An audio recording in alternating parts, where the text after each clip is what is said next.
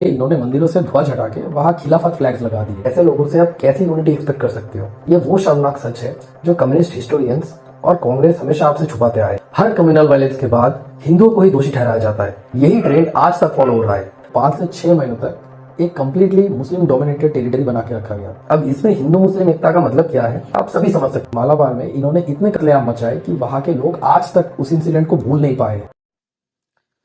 तो देखिए, आज हिंदुस्तान में अलग अलग पार्टीज के द्वारा माइनॉरिटीज की तुष्टिकरण तो सभी को साफ साफ दिखाई पड़ता है। अब देखिए, ये बेसिकली एक साइकोलॉजिकल गेम है जो देश के सेकुलर लोगों ने हमारे साथ खेला है। आज किसी भी कम्युनल हॉट टॉपिक मीडिया में आते ही देश के सो कॉल्ड इंटेलेक्चुअल्स लोग सबसे पहले साबित करने की कोशिश करते हैं कि उस इंसिडेंट के लिए हिंदू ही जिम्मेदार है। अब किसी भी पार्टी के लिए मुस्लिम वोट क्यों इंपॉर्टेंट है वो हम सभी को पता है, लेकिन क्या आपको पता है कि इस ट्रेंड का शुरुआत कहाँ से हुआ? इसे समझने के लिए हमें थोड़ा पीछे जाना पड़ेगा। देखिए, 1921 में जब खिलाफत आंदोलन शुरू हुआ तो दुनिया भर के मुसलमान एकजुट हो गए खिलाफत सत्ता को स्थापित करने के लिए। अभी खिलाफत मूवमेंट का गांधी जी या कांग्रेस के साथ कोई डायरेक्ट लेना देना नहीं था। ये तो टर्की के खलीफा को सपोर्ट करने के लिए इंडियन मुस्लिम का एक मूवमेंट था। फिर भी गांधी जी ने इस मूवमेंट को सपोर्ट किया।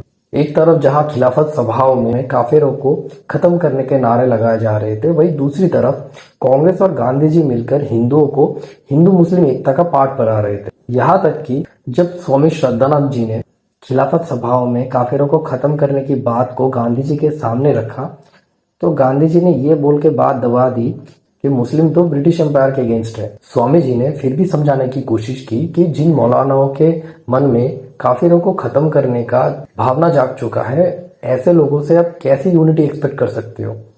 लेकिन गांधी जी का मानना था कि अगर मुसलमान हिंदुओं को मारते हैं तो हिंदुओं को हिंसा नहीं दिखाना है, बल्कि अपनी मौत को साहस के साथ अपनाना है। और हिंदुओं को मार के अगर मुसलमान सत्ता पे आ गए तो ये एक नया हिंदुस्तान बन के उभरेगा। ये वो शर्मनाक सच है जो कम्युनिस्ट हिस्टोरियंस और कांग्रेस हमेशा आपसे छुपाते आए हैं। वही जब खिलाफत मूवमेंट की वजह से हजारों हिंदुओं को मारा गया, औरतों का बलात्कार किया गया, तब कांग्रेस और गांधी जी ने हिंदुओं को ही दोषी ठहराया। यही ट्रेंड आज तक फॉलो हो रहा है।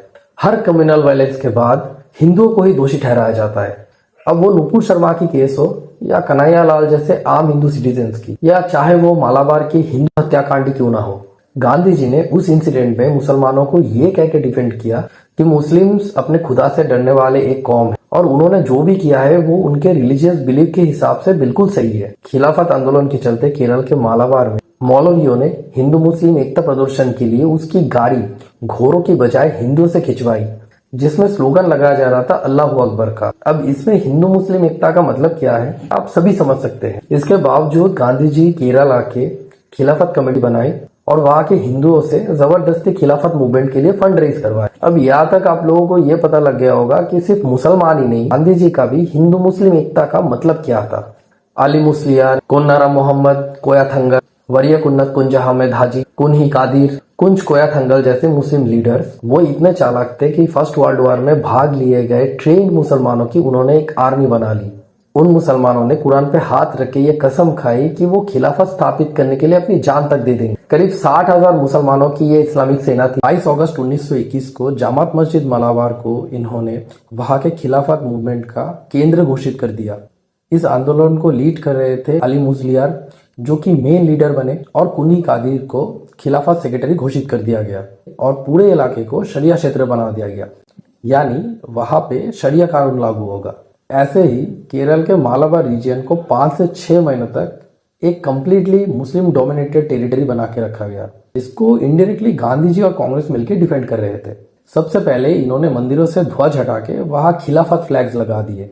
अब मैं आगे बताऊं इससे पहले आप सोच सकते हो कि आगे क्या हो सकता है। मालाबार में इन्होंने कत्लेआम मचाए कि वहां के लोग आज तक उस इंसिडेंट को भूल नहीं पाए हैं। हिंदुओं को जबरदस्ती कन्वर्ट करवाया गया, जिन्होंने इनकार किया उनको मार दिया गया, औरतों के साथ बलात्कार किया गया, गर्भवती महिलाओं के टुकड़े टुकड़े करके फेंक दिए गए। ऑफिशियल रिपोर्ट के हिसाब से 600 हिंदुओं को मारा गया, 2000 फोर्स्ड कन्वर्शन हुए थे, लेकिन एक्चुअल नंबर कुछ ऐसा था कि 2500 हिंदुओं को मारा गया था, 20,000 फोर्स्ड कन्वर्शन हुए थे और अनगिनत हिंदू औरतों के साथ बलात्कार किया गया।